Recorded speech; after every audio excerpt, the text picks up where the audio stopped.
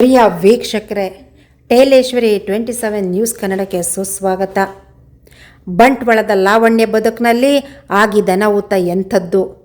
ಈ ಚೇತನ್ ಯಾರು? ಇವನ್ಯಾಕೆ ಲಾವಣ್ಯನ ಕೊಚ್ಚಿ ಕೊಲೆ ಮಾಡ್ದ? ಅಲ್ಲಿ ಜನನಾದರೂ ಏನು ಮಾಡ್ತಾಯಿದ್ರು? ಅಷ್ಟೊತ್ತಿನಲ್ಲಿ ಅಲ್ಯಾರು ಜನನೇ ಇರಲಿಲ್ವ? ಬಸ್ ಸ್ಟ್ಯಾಂಡ್ ಅಂದರೆ ಜನನಿಬಿಡ ಪ್ರದೇಶನ? ಸುತ್ತಮುತ್ತ ಬರೀ ಪ್ರೇಮಿಗಳೇ ತುಂಬಿಕೊಂಡಿರ್ತಾರ? ಅಲ್ಲಿ ಹೇಳೋರು ಯಾರು ಕೇಳೋರು ಯಾರು ಇಲ್ವಾ?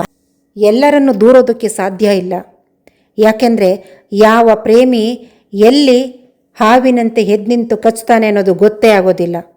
ಹೆಣ್ಮಕ್ಳು ಮನೇಲಿರಲಿ ಹೊರಗಡೆ ಇರಲಿ ಎಲ್ಲೇ ಇರಬೇಕಾದ್ರೆ ಬಹಳ ಎಚ್ಚರಿಕೆಯಿಂದ ನಡೆಯೋದು ನುಡಿಯೋದು ಬಹಳ ಮುಖ್ಯ. ಇಲ್ಲೂ ಆಗಿದ್ದಿಷ್ಟೇ. 10ನೇ ತರಗತಿಯಲ್ಲಿ ಓದ್ತಿದ್ದಂಥ ಲಾವಣ್ಯ ಹದಿಹರೆಯದ ವಯಸ್ಸಿನಲ್ಲಿ ಪ್ರೀತಿಗೆ ಅಂತ ಅಂದ್ಬಿಡ್ತಾಳೆ.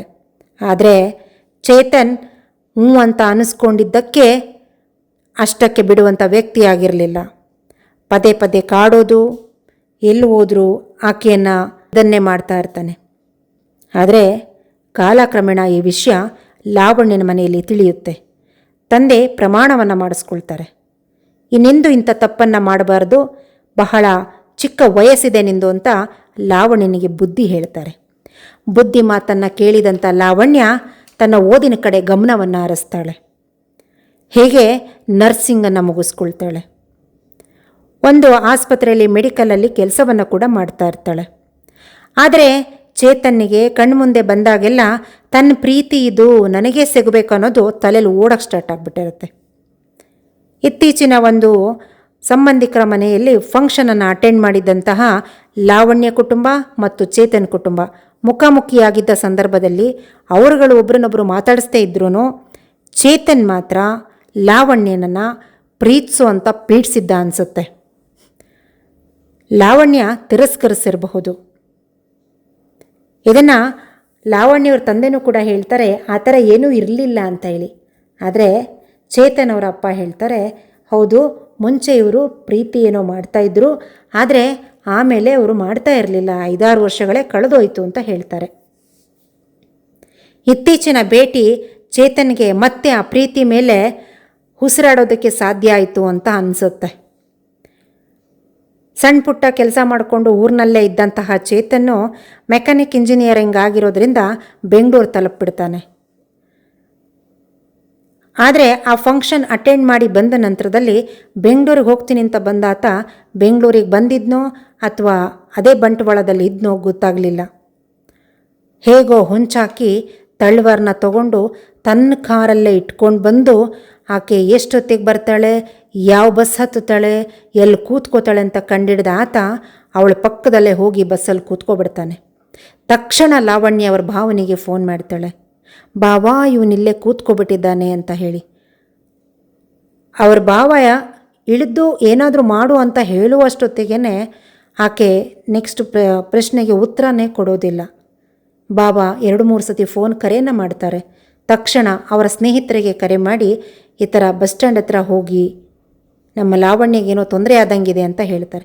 ಅಲ್ಲಿಂದ ಒಂದು 10 ನಿಮಿಷ ಇರ್ಬೋದು. ಬರುವಷ್ಟರಲ್ಲಿ ಆತ ತಳವಾರ ತಗೊಂಡು ಬಸ್ ಸ್ಟ್ಯಾಂಡ್ನಲ್ಲಿ ಓಡಿಸಾಡಿಕೊಂಡು ಆ ವಿಡಿಯೋ ನೋಡಬೇಕು. ಹೆಣ್ಣುಮಕ್ಳು ತಾಯಿಯಂದಿರು ನೋಡಿಬಿಟ್ರಂತೂ ಕರಳು ಹಿಂಡು ಹಾಕ್ಬಿಡ್ಬೋದು, ಆ ಥರ ಇದೆ.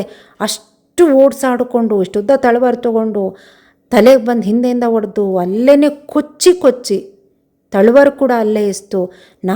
ಇನ್ನೆಲ್ಲಿ ಸಿಗಾಕೋಬಿಡ್ತೀನೋ, ಸಾರ್ವಜನಿಕರ ಕೈಯಲ್ಲಿ ಸಿಕ್ಕಿದ್ರೆ ನನ್ನನ್ನೇನು ತಿಂದು ನೀರ್ಗಾಯಿ ಮಾಡಾಕ್ಬಿಡ್ತಾರೆ, ಹಣಗಾಯಿ ನೀರ್ಗಾಯಿ ಮಾಡಾಕ್ಬಿಡ್ತಾರೆ ಅಂತ ತಿಳ್ಕೊಂಡ ಆತ ಅಥವಾ ಕಾನೂನಿಗೆ ಒಪ್ಪಿಸ್ಬಿಡ್ತಾರೆ ಅಂತ ಹೇಳಿ ಎಷ್ಟು ಜೋರಾಗಿ ಓಡೋಗ್ತಾನೆ.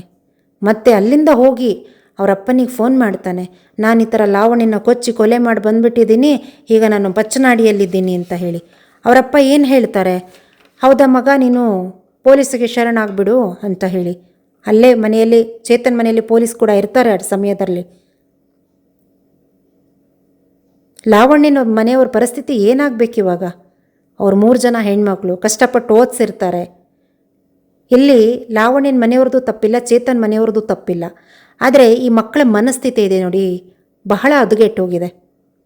ಹದಿಹರೆಯದ ವಯಸ್ಸಿನಲ್ಲಿ ಆಕರ್ಷಣೆನ ಬಂದಿರುತ್ತೆ, ಅದನ್ನು ಪ್ರೀತಿ ಅಂತ ತಿಳ್ಕೊಂಡು ನಾನು ಮುಂದೆ ಬದುಕ್ಬಿಡ್ತೀನಿ, ನನ್ನ ಮುಂದೆ ಮದುವೆ ಆಗಿಬಿಡ್ತೀನಿ, ಇವ್ರು ನನ್ನನ್ನು ತಿರಸ್ಕರಿಸಿದ್ರೆ ನಾನು ಇವ್ರನ್ನ ಸುಮ್ಮನೆ ಬಿಡೋದಿಲ್ಲ. ಇದೆಲ್ಲ ಏನು ಉಪಯೋಗಕ್ಕೆ ಬರಲ್ಲ. ಮದುವೆ ವಯಸ್ಸಿಗೆ ಬಂದು ಮದುವೆ ಮಾಡಿಕೊಟ್ರೆ ಮದುವೆಗಳು ನಿಂತ್ಕೊಳ್ತಾ ಇಲ್ಲ. ಇನ್ನು ಹದಿಹರಿಯೋದ್ರಲ್ಲಿ ಹೋಗಿ ಪ್ರೀತಿ ಮಾಡಿ ಆ ಪ್ರೀತಿ ಮದುವೆ ಹೋಗಿ ಅದು ನಿಜವಾಗ್ಲೂ ಉಳ್ಕೊಳ್ಳುತ್ತಾ? ಈ ಮಕ್ಕಳಿಗೆ ಯಾಕೆ ಅರ್ಥ ಆಗ್ತಿದೆಯೋ ಅರ್ಥ ಆಗ್ತಿಲ್ವೋ ಗೊತ್ತಿಲ್ಲ.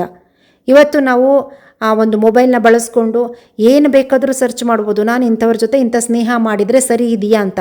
ಅದು ನಮಗೆ ಉತ್ತರ ಕೊಡುತ್ತೆ. ಎಷ್ಟೋ ಮನುಷ್ಯನಂತೆ ಕೂತ್ಕೊಂಡು ಉತ್ತರ ಕೊಡುತ್ತೆ, ನಾವೇನು ಮಾಡಬೇಕು ಏನು ಮಾಡಬಾರ್ದು ಅಂತ ಹೇಳಿ.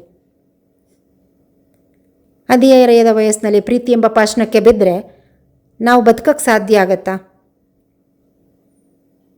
ಅದಕ್ಕೆ ಹೇಳೋದು, ಅರಿವಿದ್ದ ವಯಸ್ಸಿನಲ್ಲಿ ನಾವೇನು ಬೇಕಾದರೂ ಮಾಡ್ಬೋದು. ಅರಿವಿಲ್ಲದೆ ವಯಸ್ಸಿನಲ್ಲಿ ನಾವು ಬರೀ ತಿಳ್ಕೋಬೇಕಾಗತ್ತೆ, ಯಾರು ಏನು ಮಾಡ್ತಾರೆ, ಯಾವುದನ್ನು ಮಾಡಬಾರ್ದು ಅನ್ನೋದನ್ನು. ಪೇರೆಂಟ್ಸು ಸ್ವಲ್ಪ ಮನೆಯಲ್ಲಿ ಮಕ್ಕಳು ಯಾವ ಥರ ಬದಲಾಗ್ತಿದ್ದಾರೆ ಅಂತ ಸ್ವಲ್ಪ ಅಬ್ಸರ್ವ್ ಮಾಡ್ತಾ ಹೋಗಿ. ಮಕ್ಕಳ ಸಣ್ಣ ಪುಟ್ಟ ಬದಲಾವಣೆ, ಅವರೆಲ್ಲೋ ಕದ್ದು ಮುಚ್ಚಿ ಫೋನಲ್ಲಿ ಮಾತಾಡೋದಿರ್ಬೋದು, ಅವರ ಹಾಕ್ಕೊಳ್ಳೋ ಬಟ್ಟೆಯಿಂದ ಇರಬಹುದು, ಅಥವಾ ಏನೋ ಅವರು ಹೆಚ್ಚು ನನಗೆ ಇಲ್ಲ ಇಂಥದ್ದೊಂದು ವಸ್ತು ಬೇಕೇ ಬೇಕು ಅಂತ ಹೇಳ್ತಾ ಇದ್ದಾರೆ ಅಂತ ಹೇಳಿದ್ರೆ ಅಲ್ಲಿ ಏನೋ ಒಂದು ಸಣ್ಣ ತಿರುವನ್ನು ಕಂಡಿರ್ತಾರೆ. ಇದನ್ನು ಅಬ್ಸರ್ವ್ ಮಾಡಿ. ಆವಾಗಲೇ ನೀವು ಅಬ್ಸರ್ವ್ ಮಾಡಿ, ಸ್ವಲ್ಪ ಬುದ್ಧಿ ಹೇಳೋದು, ಸ್ವಲ್ಪ ಈ ಗಿಡವಾಗಿ ಬಗ್ಗದ್ದು ಮರವಾಗಿ ಬಗ್ಗಿತ್ತೆ ಅಂತ ಗಿಡವಾಗಿ ಬಗ್ಗಿಸ್ಬಿಟ್ರೆ ಅವರು ಎತ್ತರಕ್ಕೆ ಹೋಗಿ ಇನ್ನೇನೋ ಇವತ್ತಾಗಿರೋ ಘಟನೆ, ಈ ಥರ ಘಟನೆಗಳು ನಡೀದೇ ಇರೋದಕ್ಕೆ ಸಾಧ್ಯ ಆಗುತ್ತೆ. ಎಷ್ಟು ಎತ್ತರಕ್ಕೆ ಕಷ್ಟದಲ್ಲಿ ಬೆಳೆಸಿದ್ದ ತಂದೆ ತಾಯಿಗೆ ಏನಾಗಬಹುದು? ಅವ್ರ ಮನಸ್ಥಿತಿ ಎಷ್ಟು ಗಟ್ಟಿ ಆಗಬೇಕು ಹೇಳಿ. ಹೆಚ್ಚಿನ ವಿಡಿಯೋಗಳಿಗಾಗಿ ನೋಡ್ತಾ ಇರಿ ಟೇಲೇಶ್ವರಿ 27 ನ್ಯೂಸ್ ಕನ್ನಡ.